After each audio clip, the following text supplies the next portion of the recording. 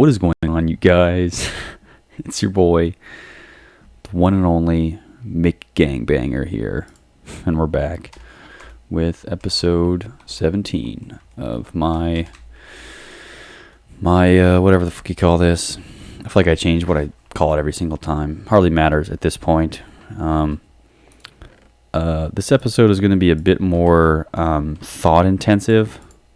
Basically going to be crafting a couple backup sets of armor and tools and things. So I'll have to thinking a little bit in the background. So hopefully that doesn't distract too much from our discussion. But yeah, I got some interesting things to talk about. The first thing being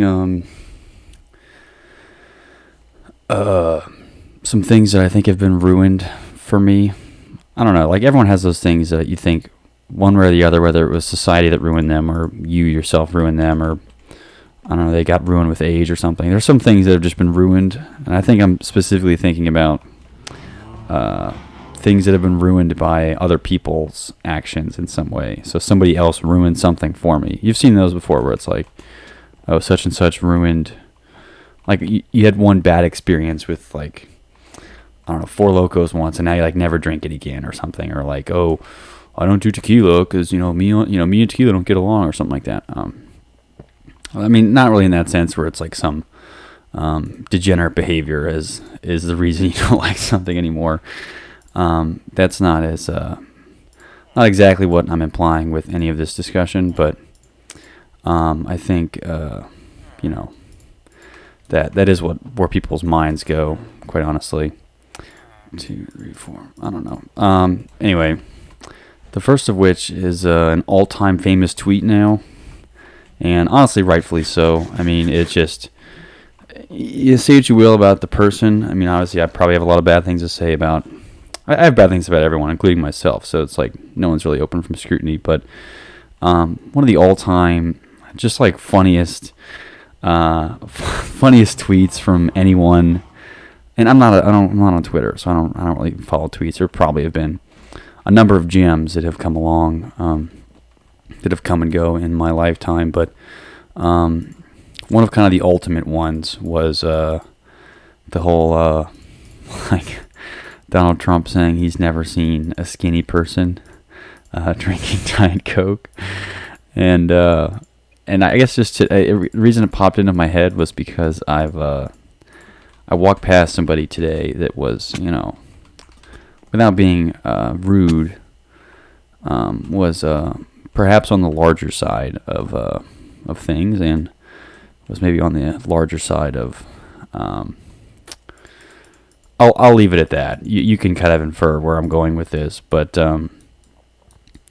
yeah. Anyway, lo and behold, they were holding a Diet Coke is their beverage of choice. Not to draw any comparisons between Diet Coke consumption and maybe levels of obesity or something, but to a certain extent, it's not funny. I mean, I'm sure these people are struggling with some kind of eating problem or whatever, and Diet Coke is what helps them get through the day. But to a certain extent, I just could not help but smile. And I really resisted. Just the thought of seeing a person who, for lack of a better word, is not thin, indulging in a Diet Coke. It's just, I don't know. Because I associate Coke with something totally different than Diet Coke. Totally different. I think of Coke as those commercials with the polar bears or whatever. Diet Coke, I truly don't have another image in my head other than somebody who's perhaps, should drink more water. Maybe this is gonna be a disaster of an episode. I'm gonna tell you that right now. So strap in. It's already been a slow start. I did just ingest some sugar, so we're gonna see a colossal decline here whenever my body finishes metabolizing all that glucose and giving me that little burst of energy. But at a certain point, I'm going to fall apart. So be ready for that. Yeah. So I don't know. Diet Coke's been ruined for me. Another thing that's been ruined for me is sorry, I'm trying to organize my shit here. Another thing that's been ruined for me is Sprite, and I realize I'm on. Okay, fine. I'm on this like bend of like beverages. Okay, and what does that have to do with anything?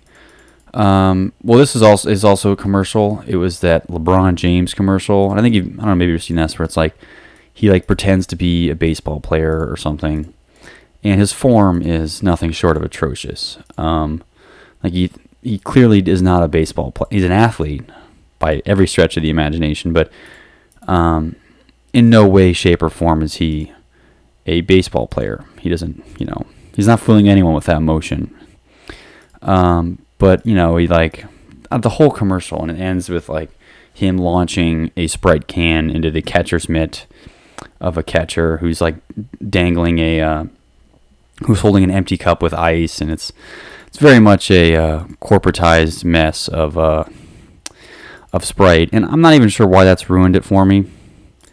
I now only associate Sprite with LeBron James's atrocious throwing mechanics, and I can't unsee it, for lack of a better word. So I don't know. I suppose that is another thing that's been ruined for me. I have mostly foods on this list. Don't ask me why. I just do. So it is what it is. I have mostly foods on here. Yeah. Anyway, the next thing is bad. Is Skittles, and not just any Skittles themselves. I don't have any beef with. I got no beef with just your regular classic Skittles. I do have beef with sour Skittles. So I remember one time in like middle school. I don't know what this memory stuck with me so clearly. One time in middle school, you I don't know, doing good in math or something. You got like a choice of candy or something. Anyway, and they I don't know why the teacher went so apeshit on these like enormous things of candy. It's just totally the wrong message to send. But anyway, she would give us these huge things for candy, like way bigger, like a family-sized thing of candy. And the different options were out there, and I was feeling adventurous for some reason. The more reasonable choice would have been like a chocolate or something, where it's like, it's kind of a limit to what you can eat. But for some reason, I feel like there's less of a limit in what you can eat of like a Skittle. There's like, I don't know, the barrier to entry there is much lower. I don't know. Anyway, so I picked sour Skittles because I was like, oh, I'm feeling adventurous. Maybe this ought to be good.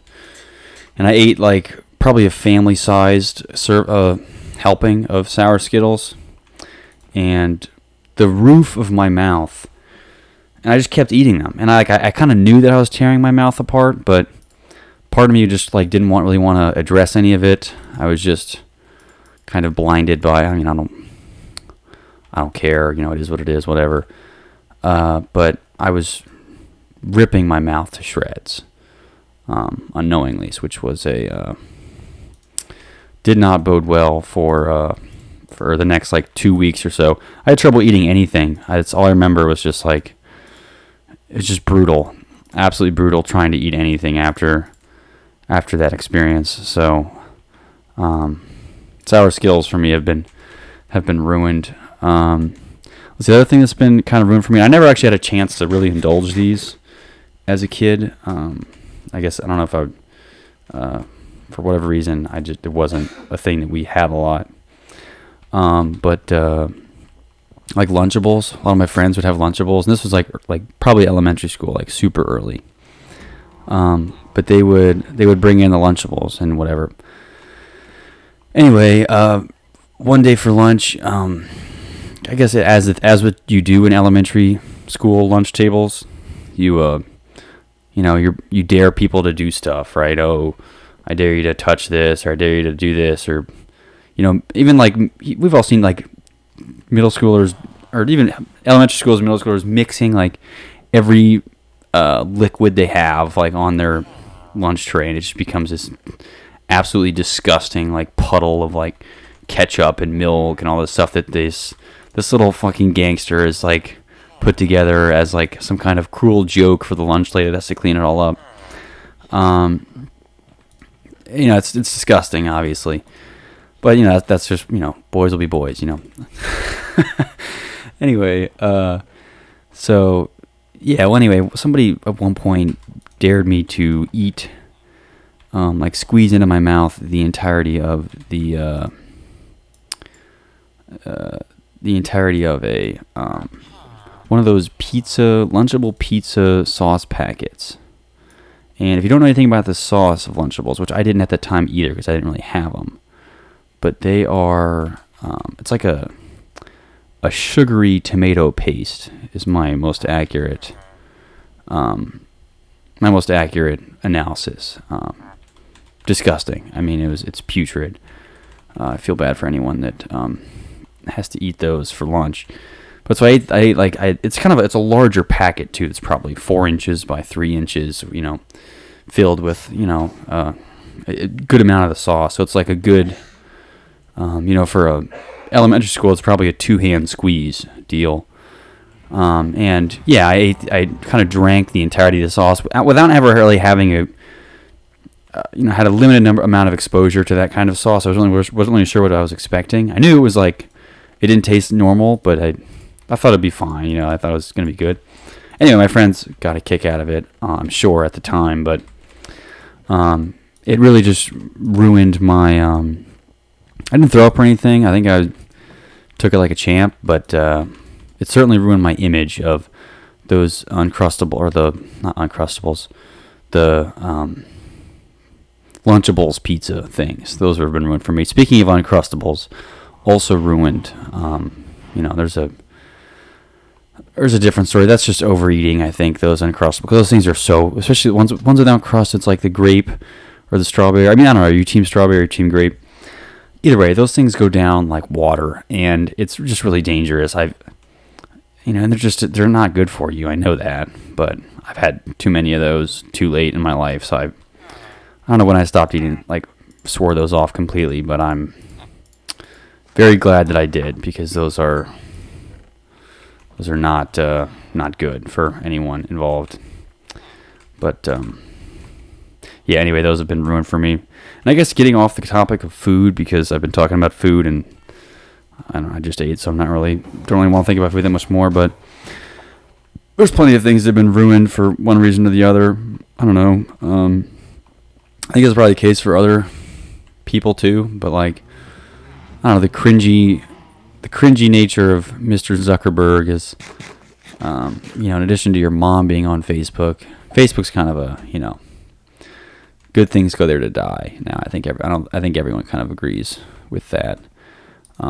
It's I don't know. It's kind of a, no one's looking forward to surfing Facebook for the next thing, and I think Zuckerberg played a part in that debacle. Just being not even like, here's the other thing I have related to this. So yeah, in short, Zuckerberg, kind of ruined Facebook, just being a fucking weirdo.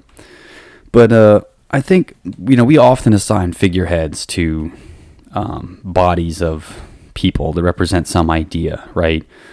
I again, to bring back terrible examples so that, your ears perk up and listen. Hitler was the leader of the Nazis. So it's like you associated Nazism with Hitler. And that's, it's a fair assumption. You associate, I don't know, like hippies that want student loans canceled or something with Bernie, right? You associate people with, guns and Confederate flags. You associate them with Trump. And I'm not talking about just politics now. I'm talking about everything. Like you associate, I don't know, even like people that listen to certain artists. You associate anyone that listens to chain smokers with a chain smoker. Right? So it's kind of this 1-to-1 equivocal, ratio. Anyone that listens to Pop Smoke is like this fake thug. So anyway, people, it's not unreasonable to draw these comparisons either. I think it's, you're being brash if you say it's all bullshit. But What the fuck? Anyway, but we tend to associate figureheads of like certain movements, right? That these people kind of represent our, this guy represents our purpose very well. And they often have to take the fall or all the praise when something goes good or bad, right? So you think about so think about like, sorry, I'm trying to focus on this stupid chest plate bullshit. What? Oh, it's the wrong one. What am I? This is confusing as hell. Okay, boom. All right. Anyway, you associate like, I don't know, think about like Steve Jobs with Apple, right? You associate him with like true genius and, revolutionary technology. He didn't like code the whole computer himself, right? He was just a person out on stage. And like if the thing flopped, you'd be throwing tomatoes and bananas at him too or whatever. It wasn't entirely by his hand that Apple succeeded or failed. Maybe you could make the argument that, it did, but like, it wasn't totally in his hand that did it. He was just kind of the figurehead that represented Apple. I guess it's fair. It's not like I'm saying that there should be this big distinction, in terms of representing such and such with, a person, right? How else are you supposed to represent something? But I think we too often tie, Jesus, this is obnoxious. We too often tie certain ideas and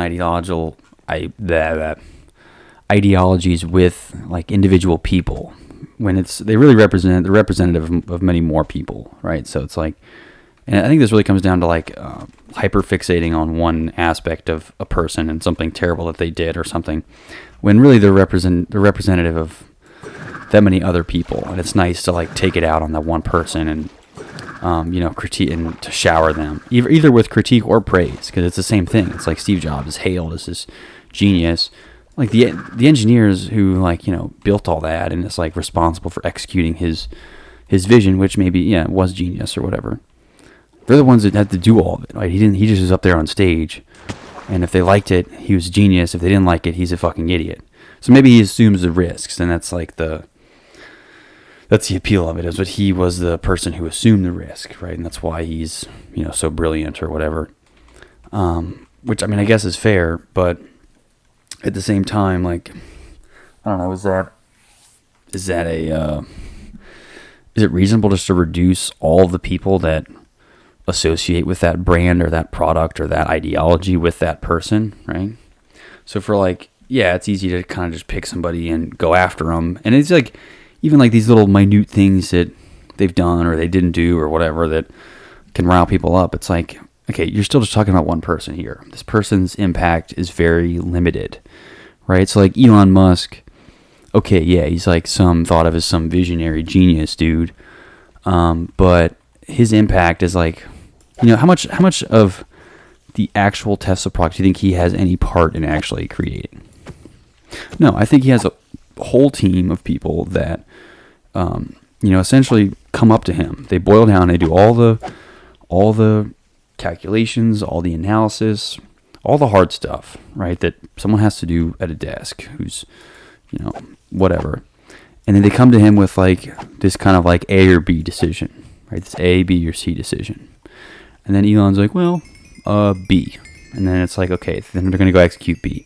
And then he goes on a podcast and he, talks about DMT with, whoever that bald guy name is. What is his name? Joe Rogan? Yeah, Joe Rogan. But ultimately, like, he hasn't written a line of code in God knows how long. And right, maybe he'll go up to a mechanical engineer who's, working on the next prototype of the, Tesla Cybertruck 11 or something, whatever stupid thing he came up with this time.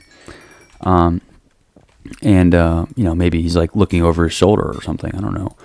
But like, let's not kid ourselves here. He's not the one actually like designing and like doing any of this. He's just the one responsible for it if it goes well or it doesn't. So then if things go wrong, oh, Elon's such an idiot, this and that, and this and that, and this and that.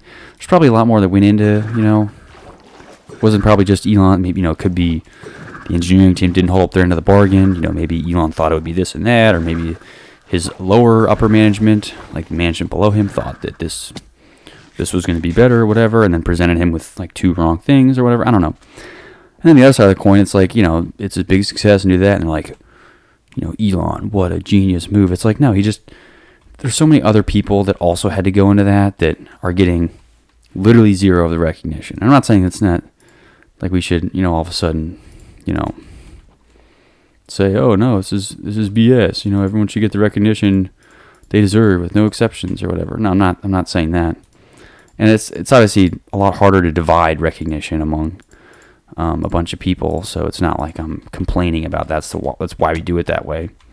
It's just interesting to think that people either assign like these ultimately good or bad, things based off of like really just a figurehead of some kind of movement, right? Everything that was wrong. Like, I mean, okay, I hate to keep bringing up this example because it's so out of pocket.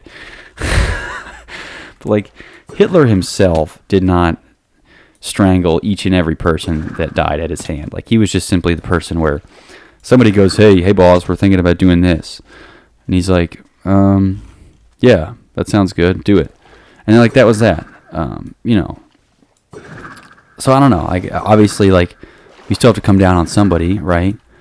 And to a certain extent, I think people are, do come down collectively as best they can. But it's generally really, really hard to come down on a collective group versus just like picking some figurehead and going after them. And it gets especially bad, in my opinion, only when we like choose a figurehead and then like we start attacking them on like some kind of basis it's totally unrelated to whatever like their primary thing is. So like, I don't know, Elon has some brain dead take on politics. Like, okay, what's new, whatever. And then like everyone's like, oh, Tesla's stupid because of Elon. It's like, okay, again, first of all, he's just a representative, and yeah, it's brain dead, but like, first of all, why are we even worried about it? He's not like a politician, is he? I mean, you know what I mean? And it's almost like you're trying to expand them outside of their like niche, because you also view it the same. You see this more often than you'd think, but like people who are really, really smart in like some like very, very niche specific field tend to have a lot more on average of these like brain dead takes where it's like, dog, are you even thinking? Or are you just like opening your ass and letting stuff coming out? Like, what the hell are you talking about? But like there's no denying their brilliance. It's like if the chess grandmaster Magnus Carlsen, where the fuck his name is, I don't know, came out and was like, yeah, moon landing was total bullshit, like stupid, And all of a sudden you're like, oh, he's actually not that good at chess and this and that. So like we want to believe that this person, just because they're good at one thing, they're like this supreme being, but like ultimately they're just as flawed and, on average, really just as flawed, if not, really just as flawed, I think, not on average, more or less, but like they have just as many brain dead takes as anyone else. So it doesn't make them as all powerful as they might be.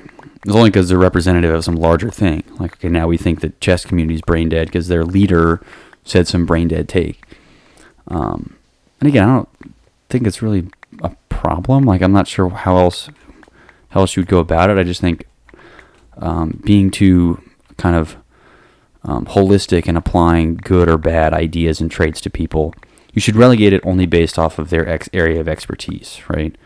So if there's like a chess-related conspiracy, right, then you trust the chess people because they're chess people, right? But the moment we're talking about biology, why are you talking about biology, chess master? Like, shouldn't you stick to your realm, right? But I think we have this tendency now to like people go beyond whatever their specific niche is and now become these experts of everything. And they're more accurately just idiots of everything and masters of one thing, right? And you'd almost be better off listening to, a layman, someone who is the definition of average about just about everything, because they might have even a more balanced, reasonable take on the issue. And again, I don't know. I don't think this applies exclusively to. I think this just applies to like ideology as a whole. Relationship ideology, political ideology. So it really applies far outside the realm of whatever this person is good or bad at. That makes them I don't know, people's voice seems to be projected into more areas that they shouldn't be. And I'm not saying you can't have opinions on, like, you can't have opinions on anything other than chess if you're a chess grandmaster, right? Like, obviously, like, it'd be ironic for me to say that, because it's like, okay, first of all, what am I an expert in? Okay, nothing. And what am I giving opinions on? Well, pretty much everything. So, like, okay, well, now you just look like an idiot. Like, fair. And the thing is, what I'm saying is, I'm not saying that I am exempt from any of these standards, right? So if I have some brain dead take, you can't just immediately exclude everything I've ever said that wasn't brain dead, or just assume it all was brain dead and this person's just pure brain dead, right? It's like you have to apply some level of nuance. And let's say I was really good at something. Don't apply the same amount of respect for what I'm good at to, my potentially brain dead take. Still a brain dead take. A brain dead take's a brain dead take. It could be, Stephen Hawking could have a brain dead take. Maybe that won't age well, but either way, it's like it doesn't. Obviously, I would trust him if we're talking about quantum theory, but maybe if he could have had really, he could have believed in something. I don't know. I mean, I'm not sure what he would have believed in that would have been brain dead, but it's possible, right? And I think we shouldn't apply the same respect we have for him scientifically as respect for him in every, like, I wouldn't take relationship advice from him in the same way that I would take scientific advice. So if he was telling me how to bone, no offense, Mr. Hawking, probably not going to take a ton of advice from him on that specifically. But do you know what I mean? And I realize that's a pretty fucked up example, and it's pretty hilarious too. I mean, but it kind of proves my point in the sense that we can't, just because this person's an expert on something does not make them an expert of everything. So it's important to apply some critical nuance to everyone's ideas, idiots and geniuses alike. So again, just because you're an idiot doesn't mean you're always wrong. Just because you're a genius doesn't mean you're always right. And honestly, the whole concept of being an idiot and a genius is so stupid. Like, I think we're all idiots, way closer to us all being geniuses. So, if you don't know whether you're an idiot or a genius, just consider yourself an idiot and save us all the trouble of having to, having to display that to you in a different way or something. I don't know. Anyway, that's my problem with just figureheads as a whole. People tend to associate, either like blame or praise excessively, solely based off of like a representative, right? It's like, I don't know. I guess that's how businesses and things are judged, is if you have let's say you have a shitty experience at a Panda Express or something, you're gonna, go tweet about it, and then, you're gonna, Panda Express is a horrible establishment, everyone sucks there. It's like, okay, well, you clearly had a negative experience. It's not representative of everyone at Panda Express, right? And then, like, okay, fine, let's even say the CEO says, oh, Asian food's not real. It's like, okay, what? Does that ultimately mean that, like, every bite of Panda Express you ever had now is like a bite of poison or something? And it's like, you're overreacting. Okay, the guy's an idiot. That doesn't mean everything he's ever been associated with is nothing now. It's like, you can't, like, just mark it all off just because it's, one brain dead take among, feasibly a lot of non-brain dead takes. I don't know. Or if you like the food, just, I don't know, don't get overzealous with applying or extracting, especially respect, with some product or some person or something just based off of a single brain dead observation. I don't know. Anyway, the government's watching, right? Government's always watching. It's always listening. Your phone is always listening.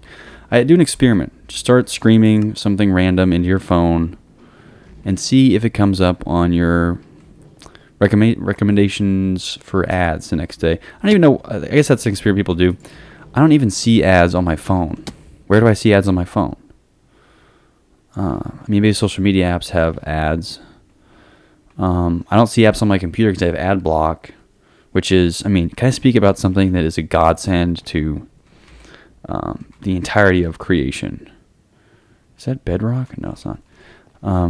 AdBlock Plus is simply a magical extension. I'm not sure what my life would look like without it, but God bless you to whoever made whoever made AdBlock Plus. I mean, the thing is that's a good piece of software. They talk about software that should or shouldn't exist, and there's implications of good and bad. Purely good, right? I've never paid $1, never paid anything for AdBlock. Great service, excellent service. There's no bullshit. It's amazing. I don't know. I have good things to say about AdBlock. I don't know. But anyway, how concerned should you be about get the fuck away from me? How concerned should you be with privacy? I think there's just two main camps of this. You have people that are like, I don't know, sheltered pedophiles or something, and they is that gonna get this video censored? I don't know. No one cares. They hide. They're super worried about security on their phone, and they have 6 VPNs that they route all their traffic through and all this stuff. They go through these pretty extensive layers, almost incriminating level of self-security to make sure the government's not listening or something. So it's first question is, all right, what do you have to hide if you're doing all this stuff? But to be fair, I think it's not unreasonable to just want, I don't really want them knowing that I Googled something embarrassingly simple for a class. You ever been in a class before? And there's some elementary topic that's been covered. It was covered week 1, and you're just not sure if you have the right idea of it. So you just quickly Google to make sure that you're you're on the right track, right? I wish I had an example of this. Where it's the most basic theorem that you've been basing everything off of in this class, and you're like, wait, what was that again? It's how did you not know that? It's step 0. Well, anyway, even those level of Google searches to some extent embarrass me a little bit, just because I feel like an idiot. But I don't know. I don't want the government checking out what I'm Googling, and I guess that's a fair precedent. I don't know. But to some extent, it is concerning. Why are you that worried? So you either have people that do that, who kind of go maybe a step too far, 10 steps too far, whatever you want to call it. And then you have people that don't give a shit at all. They'll actively they'll let Google interview them about their deepest, darkest secrets and sexual fantasies just to get better ads on Amazon or something. And they truly don't care about privacy, And I guess my question is, to what extent should we care? Should it just not matter? Should you be willing to kind of bend over and give all your data away free of charge, because the more they know about you, the better they'll suggest things for you? And I guess that mentality works until it doesn't. So until you've done something that you wouldn't want them to know that you're embarrassed of. And I guess if you never do, that's great. But I don't know. You always have the fear that you could be you could accidentally do something that's incriminating, and then truly incriminating to an extent where it's how do I even cover this up? But then if you have no privacy, you don't even have the option of covering it up, because it's it's now known to the world or something. I don't know. So it's a concern of people. So I don't know. I'm just thinking out loud about to what level I should be concerned with. I'm not necessarily concerned about my internet usage. In terms of what I Google, it's not, relatively speaking, to what I know exists out there. I'm not that worried about what I Google, right? I think if my internet history got leaked, might have some weird yo dog, why are you Googling this? But nothing outright put them in jail type thing.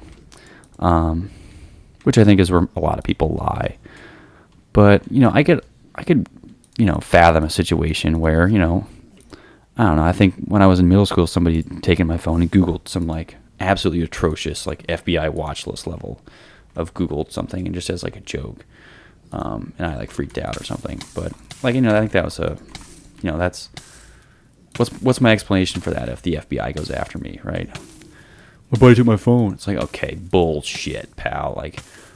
Fat chance I'm gonna believe that. Yeah. But he did, I swear. It's yeah, bullshit, pal. You're fucked.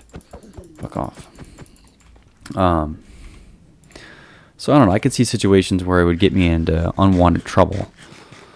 I could obviously just stay out of trouble. It's all right. Easier said than done, pal. It's like sometimes trouble just finds you and you're not really looking for it. It just happens. I don't know. So it's easy to just say that, But I don't know. How worried am I? I'm probably not as worried as I should be. Especially with the level of governmental surveillance that can and does exist. Probably should be more worried. I think people are worried, but there's also people that are probably way too worried. Oh, you fucker. You little fucker. Jesus fuck. There's people that are way too worried, like these government tinfoil hat type motherfuckers. Way too concerned with. The government does not care that much about your weird porn fetishes, Gerald. So just stop with this nonsense. So I don't know.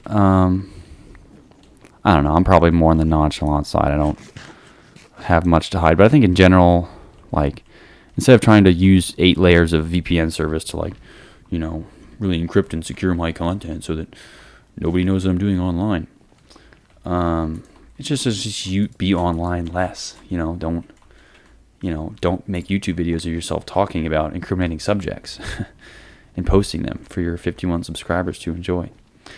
50 subscribers, by the way. That's a milestone. I'm not really planning on doing anything for it. I suppose I could, but I don't know. It is pretty nice. 50 people subscribed. Not that many people watch videos regularly, so it's not as exciting. I know some people have like 100,000 subscribers, but they get like 5 million views a video, so it's much different.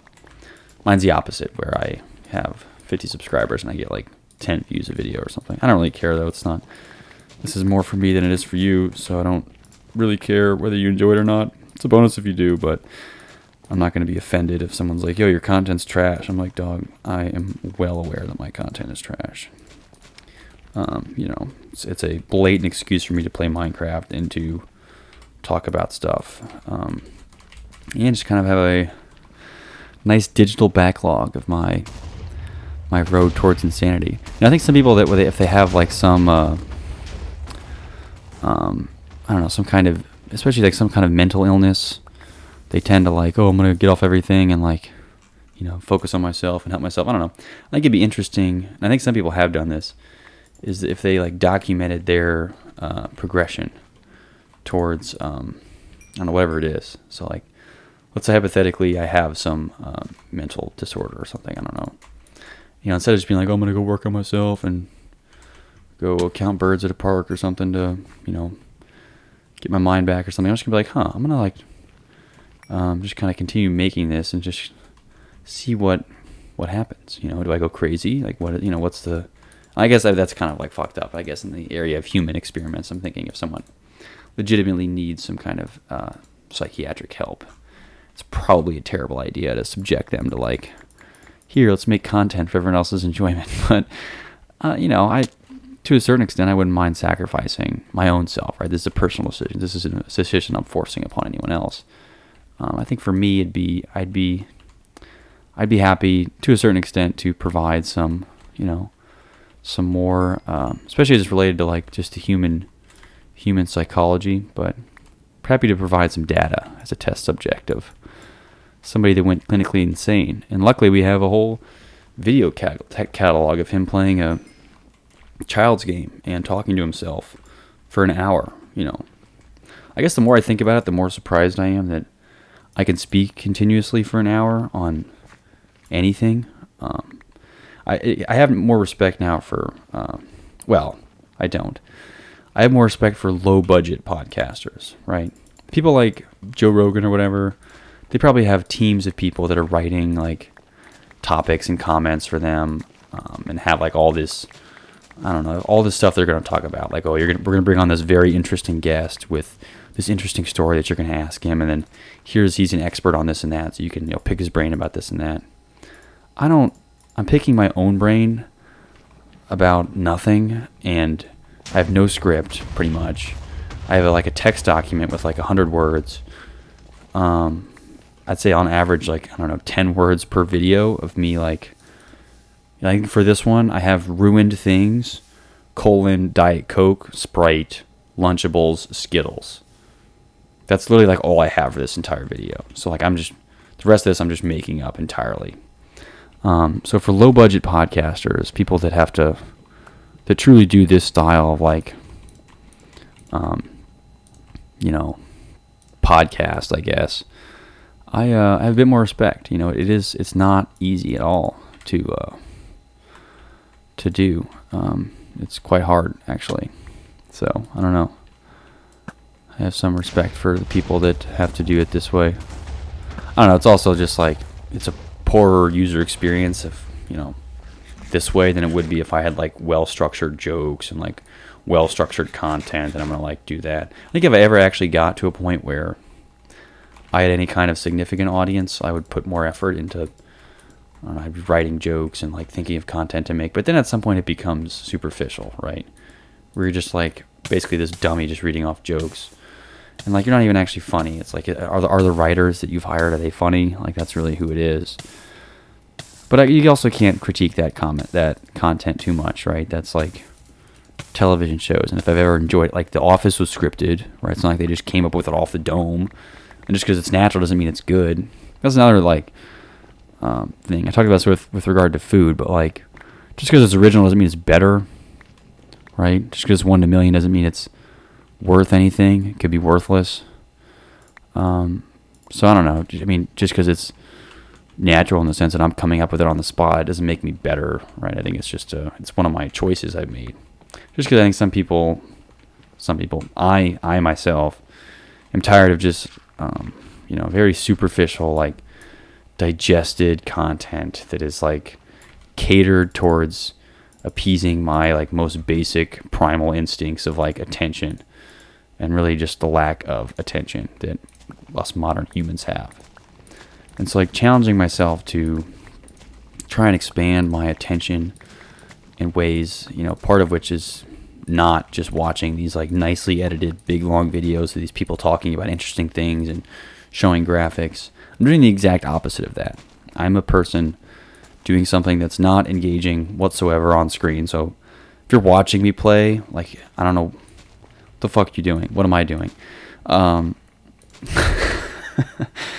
I'm also like talking about, quite literally, I don't even know, like there's nothing of like specific substance that's like, oh, why do you watch, Bucket's podcast? Okay, I watch it because of his insightful takes on, slam poetry or something. I have no specific expertise. This is a true, you want to be challenged in terms of an attention span, try and watch a video without like just being bored or clicking off and then like, saying it, like, giving yourself some kind of internal excuse as to why you weren't engaged with the content. But I think we're so conditioned now to seek and really engage with this like high production quality content, and rightfully so. It's better, right? It's going to encourage better content, right? Theoretically, it would. But then you're also kind of creating this larger barrier to entry for people that don't rely on bigger budgets to create content, right? So there's this kind of grassroots level to it as well that I think is maybe the angle I'm taking more on. Not that it's better to be grassroots, but it's all I can afford right now, and it's just, I don't know, I think it's more authentic, right? You always see these people that with those big budgets and these, oh, it turns out this movie star was an asshole. Like, who knew? Oh, it's not like all of his jokes are scripted. I never got a chance to actually like know him. I just know from his, poorly played acting roles he did part in. So who'd have known he's an asshole? It's like, well, I don't know. If you engage with him in a more authentic manner, it might be more apparent quicker that this person is an asshole.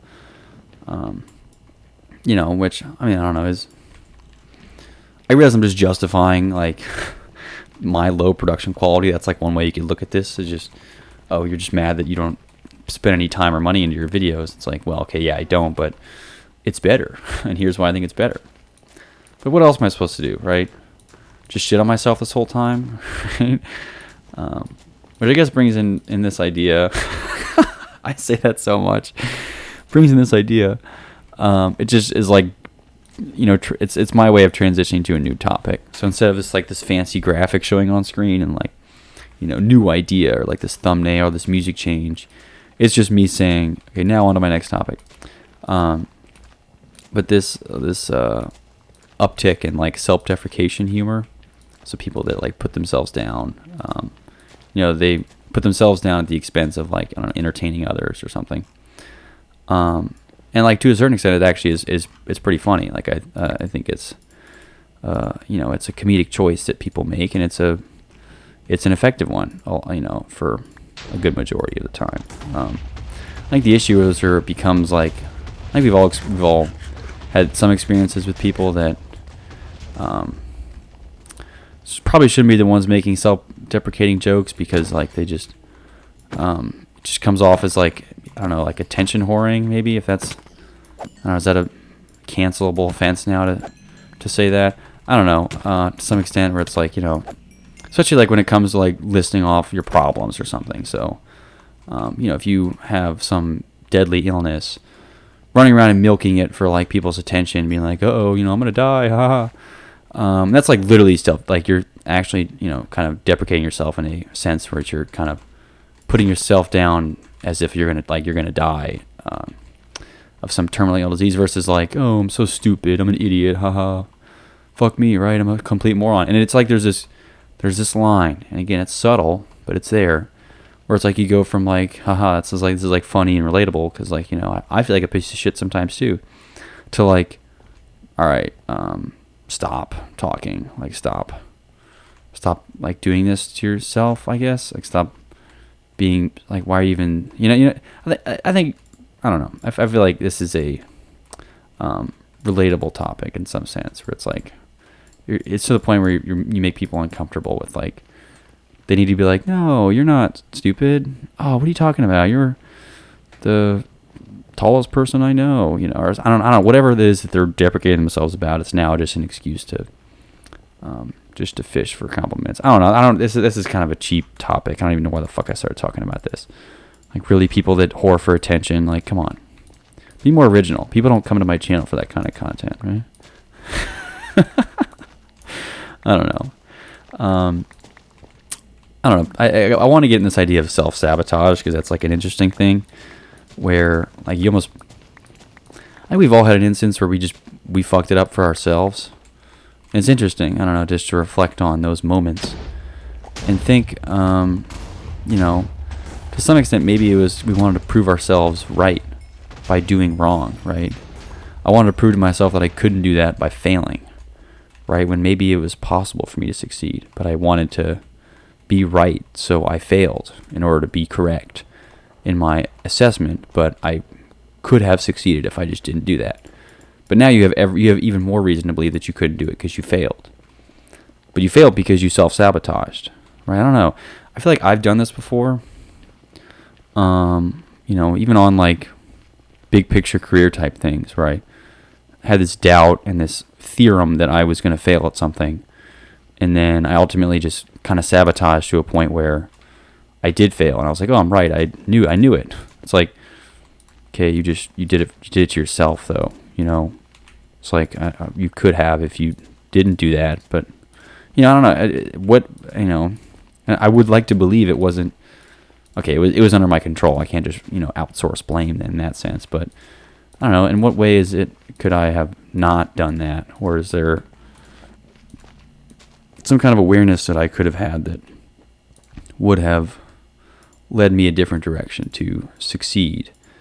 And I guess part of it's just being okay with just being wrong, right? You can just be dead fucking wrong, and being like, you know what, I was wrong. Whoops, sorry guys, that was on me. And not feeling like a complete idiot, right? And of course, not to the level of self-deprecation. We're like, all right, sorry guys, I was wrong. Like, somebody please take this knife and stab me because I'm wrong. I'm stupid. I don't deserve anything. I don't deserve love. Like, okay, there's a lot, like, you could have just said, whoops, my bad guys, I'm an idiot. And that could have been it. And then you had to like bring in this like whole thing where it's like, no, like, oh, you deserve, like, I don't know, more cheap shots. But I don't know. Self-sabotage is an interesting concept. So what's more important, like succeeding or being right? Right? And I guess I wish I had a better example for this. Like, I don't know, thinking. Let's break it into a stupid example, just for our sake. Like thinking you can't cook, right? I can't cook. I tell everyone I can't cook. I'm not a good cook. I can't cook. I can't cook. I can't cook. I'm not a good cook. Okay, I made that clear. Now someone's gonna say, hey, can't ask any questions. Need you to bake a cake. It's got to be good. You have 12 hours. Well, I mean, everyone knows I can't cook. That's my thing. My world is I can't cook. That's my series arc. I can't cook. Well, okay, do you like fuck up the cake and then like everyone has a laugh about, oh, you can't cook? Or do you like don't sabotage yourself and bake a good cake? Because first of all, it's not that fucking, just follow the recipe. It's a direction following exercise. Just read the ingredients, measure it, and bake the fucking cake. It's as easy as that. I mean, I guess there is ways you could fuck it up without being a complete idiot, but like, a lot of those instant, you're not like beating the eggs out of the chicken and, squeezing the tits of the cow to get the milk. It's all there. Just pour it into cups. Make sure you read the directions like twice before you do it. And then it's not going to be the best cake ever. You're not going to have some secret recipe where you, jam like a sauteed vegetable in the middle or something and then pull it out to make it more crispy or whatever. I don't even fucking know what these weird cooks do to make their... I mean, it's okay. First of all, another aside. Some of the weird ass things that like professional chefs do to like, give them their authentic seasoning is weird as fuck. Can we just address that for a second? I mean, some of these like... I wish I had a better example. I don't know. Maybe I'm the only one who's seeing this, but like, there's some weird shit that these professionals do just in the name of, oh, I'm Gordon Ramsay. I'm gonna shove a fork into my potato, and cook it in the microwave on top of a bottle cap, and it'll just be delicious because I did. It's like, okay, what? I'm gonna question these. I don't want to question these methods because you're Gordon Ramsay, but at the same time, what the hell are you doing? Like, I mean, something's got to be wrong. Anyway. It all comes back to this idea of self-sabotage being an interesting concept. I don't know, have you ever self-sabotaged yourself in some way? I think I certainly have. I think there's times where I had just told everyone I was going to do this and that, and even though I was capable, and told everyone I was going to fail, right? I kind of set the precedent that I was a failure at this, whatever this is. I don't want to get more specific than that because, I don't know. It's more wishy-washy at that point. But I told everyone I wasn't going to do this, or I couldn't do this, or I wasn't capable of this, and then in order to prove myself right, I would just fail, right? Whereas I could have done it if I just wasn't such an ass and just didn't convince myself that I couldn't do it. It's interesting. Self-sabotage is certainly a thing. I think people, I don't know, less people are aware of them doing it than the ones that should be. I think people can, maybe if you're more aware of it, you can avoid it. I don't know. Maybe not. Maybe you're doomed to self-sabotage. And, you just gotta pick your battles. I guess part of it is just if you never do negative self-talk or just always say that you're just God and you just become this narcissistic prick, it's like kind of impossible to self-sabotage because your expectations are always like succeeding. But like, no one likes somebody who just can't admit that they suck at something, right? If someone's like, oh, I'm the best bowler there is, and then they bowl like a 59. Like, okay, you're obviously terrible at bowling. He's like, no, I'm better at skiing. No, they go skiing and the person like busts their ass every 3 seconds. It's like, all right, but just admit that you're not good at it and we can move on. Like, you don't have to, versus the other end of that coin being like, oh, I'm so bad at bowling. I'm so bad at bowling. I'm so bad at bowling. And you just like purposely drop it into the gutter because you've now convinced me that you're bad at bowling and you have to live up to that expectation. Whereas you couldn't just like, I'd be like, oh, you little liar, if you just like whipped out a, perfect game, and why not just say, I don't know, I've never been bowling, let's try it. And then you just try your best, and if it was good, it's good. If it wasn't, it wasn't. It wasn't like you had to set any expectation. So part of it's maybe just avoiding setting expectation. That could be part of it too. I don't know. Anyway, I'm pretty much at time for this episode, so hope you enjoy. I got off to a slow start. I don't know what the fuck I was talking about. So apologize for that. But anyway, I'll be back with more soon. So let me know if any thoughts in the comments. And make sure to, I don't know, I got a lot of likes on my most recent videos, so appreciate all the love. Yeah, 51 bucket heads and more to come soon. So you guys take it easy. Peace.